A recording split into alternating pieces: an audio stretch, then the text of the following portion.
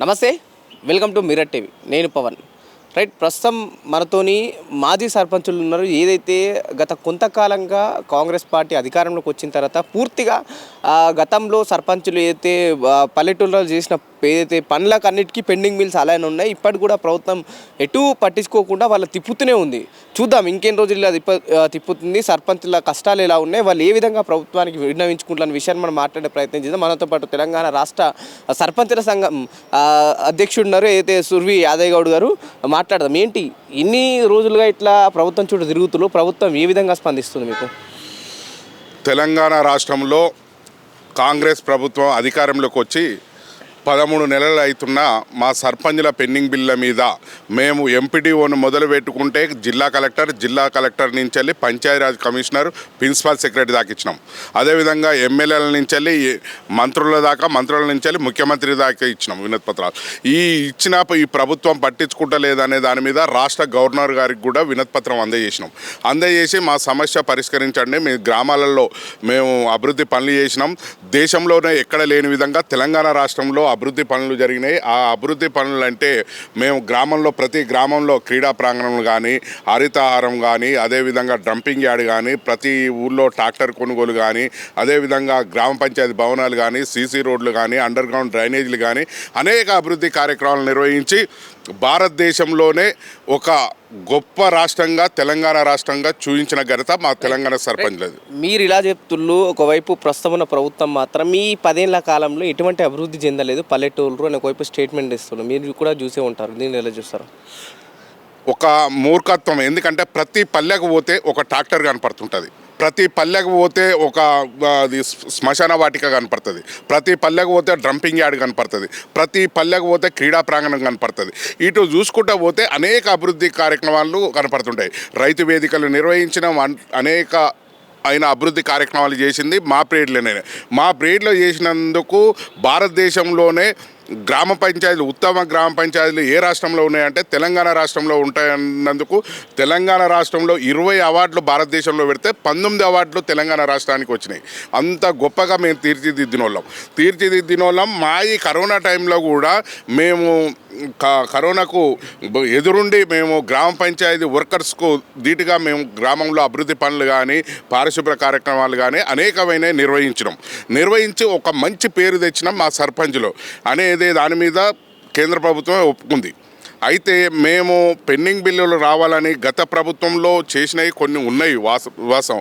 ఆ ప్రభుత్వంలో ఉన్నప్పుడు దాన్ని ఆసరా చేసుకొని మేము అధికారంలోకి రాగానే ఇదే ముఖ్యమంత్రి గారు PCC ప్రెసిడెంట్గా ఉన్నప్పుడు ఒక ఇందిరా పార్క్ కాడ సర్పంచ్ల సమస్యల మీద ఒక మీటింగ్ పెట్టి పెద్ద ఎత్తున బహిరంగ సభ లెక్క పెట్టి ధర్నా పెట్టి ఆ ధర్నాకు ముఖ్య అతిథిగా హాజరయ్యి మేము అధికారంలోకి రాగానే మీ సర్పంచ్ల పెండింగ్ బిల్లు ఇస్తాం, మీ సర్పంచ్లను గౌరవంగా చూస్తాం, రాష్ట్రంలో దేశంలోనే ఎక్కడ లేని విధంగా తెలంగాణలో మేము అట్లా మీ సర్పంచ్లకు ప్రాధాన్యత కల్పిస్తామని ఇది చెప్పిన రేవంత్ రెడ్డి గారు ఈ 13 నెలలు అయినా కానీ మా సర్పంచ్ల ఎంత గోస తీస్తున్నారు. కొంతమంది సర్పంచులు సూసైడ్ చేసుకున్నారు అప్పుల బాధ లేక, కొంతమంది సర్పంచులు కుటుంబాలు చిన్నభిన్నమైనవి, అనేక మంది సర్పంచులు ఇట్లా అప్పులో తెచ్చి అభివృద్ధి పనులు చేసిర్రు అనేది మేము ఈ ప్రభుత్వం దగ్గర అనేక సార్లు మొరపెట్టుకున్నాం.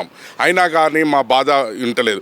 మేము అదేవిధంగా మా బాధలు ఆలకించాలని హైదరాబాద్ నగరంలో జూబ్లీహిల్స్ పెద్దమ్మ తల్లి మొక్కులు చెల్లిస్తే ఈ ప్రభుత్వానికి కనికరం ఉంటుందని మేము మొక్కులు చెల్లిస్తే మా సర్పంచ్లను అర్ధరాత్రి వచ్చి అరెస్ట్ చేసిరు. మమ్మల్ని అరెస్టులు చేసి పోలీస్ స్టేషన్ల చుట్టూ తిప్పిరు. ఆ పరిస్థితుల నుంచి ఇప్పుడు ఇవాళ ప్రజాపాలనలో ప్రజాప్రభుత్వంలో మా సర్పంచ్లు ఇంత గోస తీస్తున్నారు. సంవత్సర కాలంగా అధికారంలోకి వచ్చి దాదాపు 400 రోజులు పైగా అయిపోయింది. ఎవరికి ఏ సమస్యలు ఉన్నా సరే అటు ప్రజాభవన్లో తెలుపుకోగలరని చెప్పేసి మనకు ప్రగతి భవన్లో గతంలో అయితే జ్యోతిరావు పూలే ప్రజాభవన్గా పేరు మార్చిన వాళ్ళు దాంట్లో అప్లికేషన్ పెట్టుకుని మీ సమస్యలన్నీ తీరుతాయన్న వాళ్ళు, మీరు అక్కడికి వెళ్ళి సమస్యలు చెప్పుకొని అప్లికేషన్ పెట్టుకునే ప్రయత్నం చేశారా? మేము ప్రజావాణి కార్యక్రమం పెట్టిన మొదటి రోజు పోయినాం. మొదటి వారంలో మంగళవారం నాడు పోయి మేము వినతి పత్రం ఇచ్చినాం. మా సర్పంచ్ల పెండింగ్ బిల్లు సర్పంచ్లకి గింత ఉన్నాయని ఇచ్చినాం. అయినా కానీ పరిష్కారం కాలేదు. అదేవిధంగా మళ్ళా రెండోసారి పోయినాం. ఆడ చిన్నపరెడ్డి అని చైర్మన్ గారికి వినతి పత్రం అందజేసినాం. అప్పుడు కూడా పరిష్కారం కాలేదు. మళ్ళీ ఆ తర్వాత మంత్రులు, ఇన్ఛార్జి మంత్రులు కొండ సురేఖ గారికి వాళ్ళనే ప్రజావాణి కార్యక్రమంలో వినతి పత్రాలు ఇచ్చినాం. ఇట్లా ఐఏఎస్ ఆఫీసర్లకు అందరికీ ఇచ్చినా కానీ మా సమస్య అక్కడనే ఉన్నది.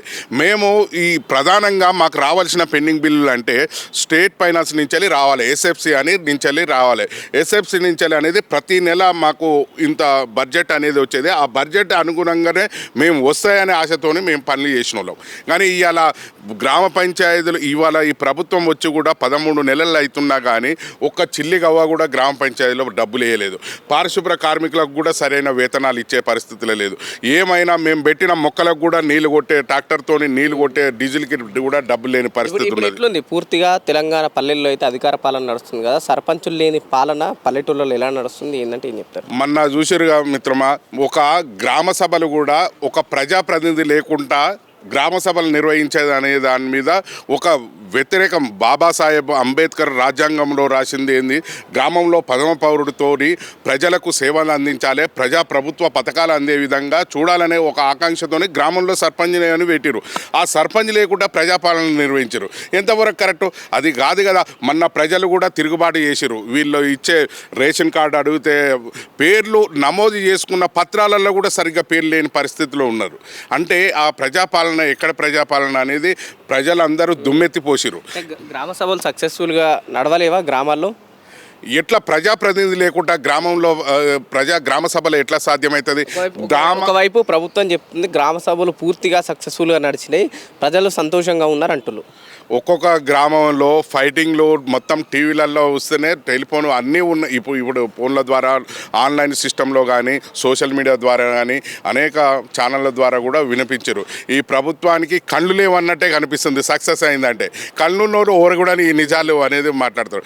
ఇప్పటికి కూడా ఈ ప్రభుత్వం కళ్ళు తెరిచి గ్రౌండ్ లెవెల్లో ప్రజలకు కావాల్సిన వనరుల మీద కానీ, ప్రజలకు కావాల్సిన పథకాల మీద కానీ ఒక దృష్టి సాధించాలి.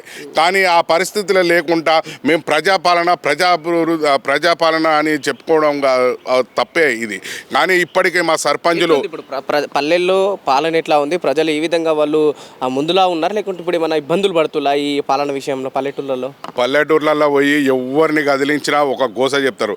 13 నెలలు అవుతున్నా కొత్త పెన్షన్లు ఎవరికి రాలేదు. అదేవిధంగా రైతు బంధు కూడా ఎవరికి అందలేదు. అదేవిధంగా రుణమాఫీ కూడా పూర్తిగా కాలేదు. అదేవిధంగా గ్రామాల్లో మహిళలకు 2500 రూపాయలు ఇస్తామని అవి కూడా ఎవరికి చెందలేదు. విద్యార్థులు, చదువుకున్న విద్యార్థులకు స్కూటీలు ఇస్తామన్నారు, ఆ స్కూటీలు రాలేదు. అనేక రకాలుగా ఆశలు చెప్పి 6 గ్యారెంటీలలో 420 హామీలు అని చెప్పి ఈ ప్రభుత్వం అధికారంలోకి వచ్చింది. తప్పించి అలా ఏమీ లేదు, ఇప్పటికి ఏం చేయలేరని మళ్ళా కేసీఆర్ కావాలి, కేసీఆర్ సార్ రావాలనేది దాని మీద చూస్తారు. హైదరాబాద్ నగరంలో చూస్తే హైదరాబాద్తో ఇండ్లను కూలగొట్టి పేదల ఇండ్లు కూలగొట్టి వాళ్ళని నిరాశలుగా మిగిలిపోయారు.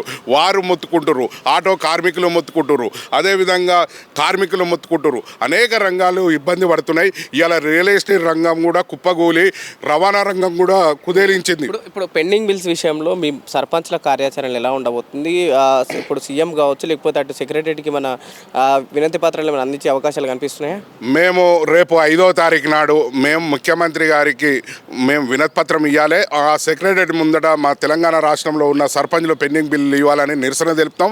ముఖ్యమంత్రి గారికి వినతి పత్రం అందిస్తాం. కానీ మేము ఏదైనా కార్యక్రమాలు చేసేది ఇప్పటిదాకా గాంధీ మార్గంలోనే శాంతియుతంగా కార్యక్రమాలు నిర్వహిస్తున్నాం.